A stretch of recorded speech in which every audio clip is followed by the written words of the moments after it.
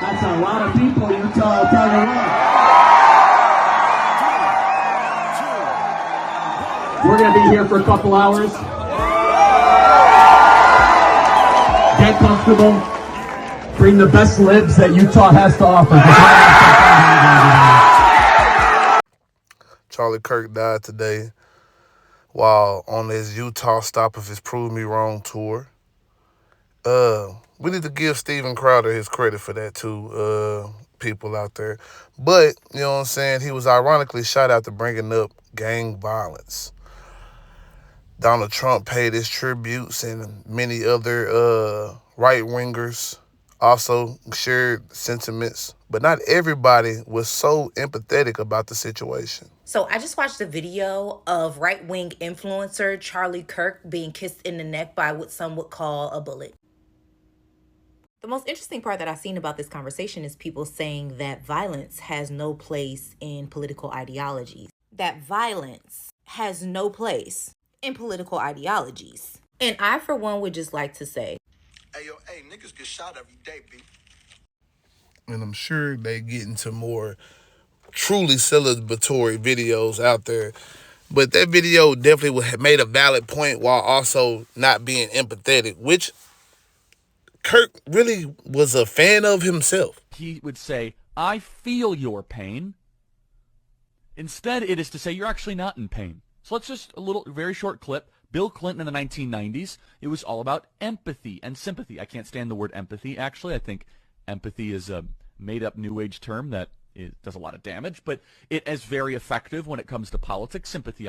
This is the great replacement theory. Remember we talked about they want to replace white Anglo-Saxon Christian Protestants with Mexican Nicaraguans, with El Salvadorians. You have seen the result of the great replacement. In California, 1 in 4 people have been born outside the U.S. Let me say that again. 1 in 4 people in California have been born outside the U.S. You can see the white population collapse in L.A. That's intentional. They've wanted it that way. And if you do not assimilate, and if you are an agent of disorder, of chaos and confusion, adios, hasta la vista, baby. Now, this is not to bash Charlie Kirk, but it is to put truth out there. He's clearly stating the great replacement theory. That's white supremacist rhetoric. Then, he's talking about not having empathy. He's talking about there needing to be casualties for gun violence in order for the Second Amendment to be a thing. Like, you got to take some casualties with the Second Amendment. You right? This is a casualty. I think it's worth to have a cost of, unfortunately, some gun deaths every single year so that we can have the Second Amendment to protect our other God-given rights. And now, I'm not telling people they shouldn't mourn Charlie Kirk. But I'm just saying we got to be realistic and understand why people will feel the way they feel about somebody that brought in a administration that is clearly fascist in a lot of ways. I mean, they've targeted black people, they've targeted Hispanic people, they've targeted everything but white males, right?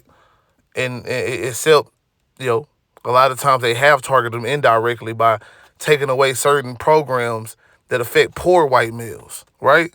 So that's the whole thing. Like, they believe they're getting replaced, but the whole time, you know what I'm saying, they've always been subject to the same discrimination and bullshit tactics that we all have. They just don't have something that clearly states that they're the ones being attacked usually, right? You can go through many of my videos and see many different effects of Trump tariffs and other policies, but just the effect on agriculture alone, which is a predominantly white male field, you know what I'm saying, has been suffering tremendously through this administration, both times, you know what I'm saying? And we literally only in year 1 right now. But ultimately, man, I understand why sentiments like this end up being the forefront of the talks that's happening right now, especially in white America, because in this moment, it does feel like they're being attacked. They do feel like they're being attacked because a lot of criticism has been aimed at the norms, you know what I'm saying, male dominance, Christianity, whiteness. And all those things are valid, bro. Like, you know what I'm saying? The attacks in trying to deconstruct male dominance, whiteness, you know what I'm saying?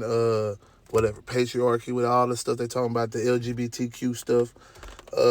I can get where people want to try to have those discussions, and I can also feel why people feel attacked by having these discussions, and it being in schools, and it being in all these different little situations. You know what I'm saying? The minuscule and the overtly heinous, but at the same time, I think at some point we got to realize that we do need to have those conversations, because it is white people who are more likely to be radicalized. And we seeing it every day. We can pawn it off on being a transgender now, the transgender trend in school shootings that's happening right now. But let's be real. The real outlier has always been white. No